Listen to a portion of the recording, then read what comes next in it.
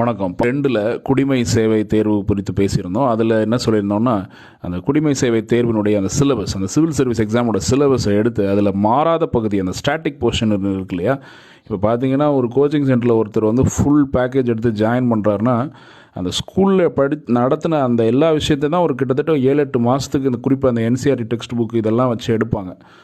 So இவங்க அதே அரசு அதை பண்ணி கொடுத்துட்டாங்க அப்படின்னா, நிறைய பேர் அந்த போட்டிக்கு தயாராகணும் அந்த கனவு உள்ளவங்க தாமாகவே சொந்த காலில் எழுந்து நின்று ஒரு அகாடமிக்கு 1 லட்சமோ 1.5 லட்சமோ ஃபீஸ் கட்ட தேவையில்லாமல் எளிமையாக இந்த ஏரியாவை அவங்க கடந்துருவாங்க. அதுக்கப்புறம் தமிழ்நாடு அரசு என்ன செஞ்சு கொடுக்கணும் அப்படின்னா, அந்த இதில் இருக்கக்கூடிய இதர தாள்கள், அதாவது எஸ்ஏ, அப்புறம் இந்த எத்திக்ஸ் பேப்பர், அப்புறம் ஏதாவது டைனமிக் போர்ஷன், அந்த நடப்பு நிகழ்வுகள் எல்லாம் கூட வீடியோ லெக்சர்ஸாக போட்டு அந்தந்த வருஷம் சொல்லி கொடுத்துட்டாங்கன்னா, தமிழ்நாட்டில் இருக்கக்கூடியவர்கள் ஒரு கோச்சிங் சென்டரை சாராமலே சிறப்பாக அந்த போட்டித் தேர்வுக்கு தயாராக முடியும். நன்றி.